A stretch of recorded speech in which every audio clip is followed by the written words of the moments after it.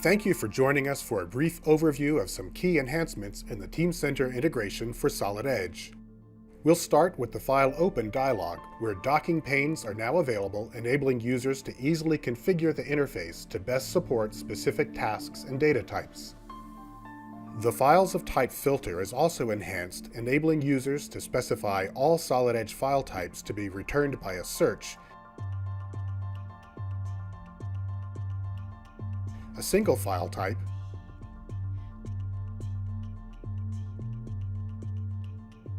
or a combination of specific file types.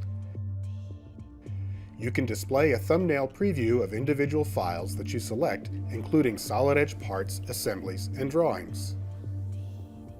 Additional panes in the File Open dialog provide access to previously saved searches, revision rules, and download options. These options enable users to specify exactly how an assembly will be opened, for example, whether the latest revision of every part should be referenced, and whether simplified representations of certain parts should be used for better performance. A separate dockable pane is also available to display the properties of your Solid Edge files, very useful when you have a large number of properties to manage. All of these panes can be opened, closed, and docked as needed.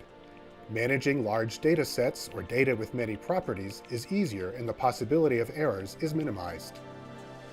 A pane is also available for active workspace. The contents displayed here can be configured by users.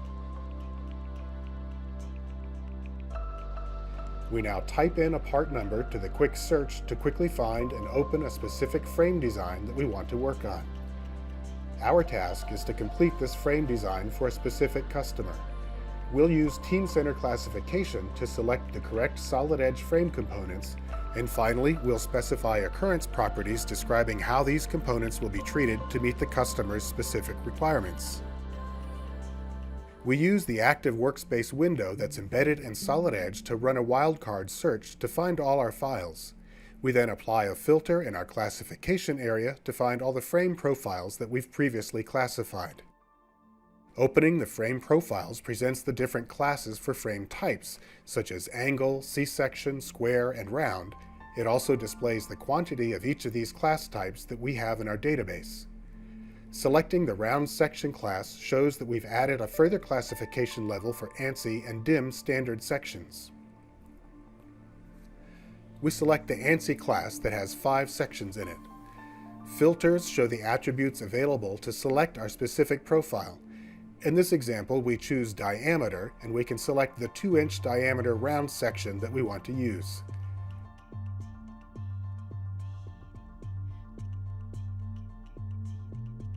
This section can now be placed in our active assembly, as with any valid Solid Edge file selected using Active Workspace.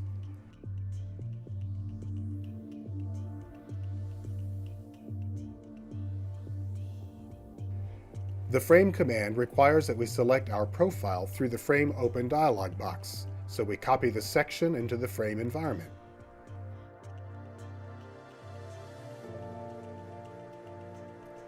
We select the profile that defines the location of the new frame component, and the round tube section is inserted in the correct location. Our frame design is now complete. Next, we'll show how easy it is to add a component into an existing classification system. We first use Active Workspace to navigate to a 100 mm square tube section that we've created in Solid Edge. We then select the Classify command and the correct classification for this component, Frame Profiles, Square Tubing, DIN. We then specify attribute values, in this case wall thickness of 10 mm, a section height of 100 mm, and a material.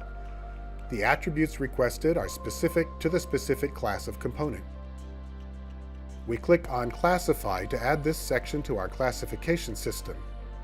When we review the component in Active Workspace, we can see the complete classification details. Finally, we'll show how we can add occurrence properties in Solid Edge and store this information in Teamcenter so they can be added to a bill of materials. In this example, we want to specify black powder coating on the square tube and blue powder coating on the round tube.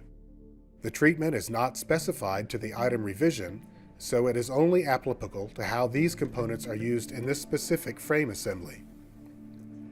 We use the solid edge occurrence properties dialog to specify black powder coating to the square tube components and blue powder coating to the round tube components.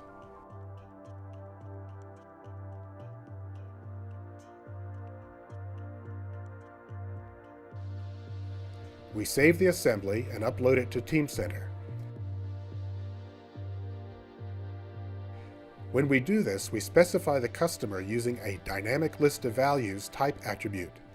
A dynamic list of values type attribute is easy to configure and can be managed in Teamcenter without needing intervention from an administrator. You can see how the close integration between Solid Edge and Teamcenter speeds the completion of tedious data management tasks, ensuring your data is of the highest quality and minimizes the possibility of errors in downstream processes.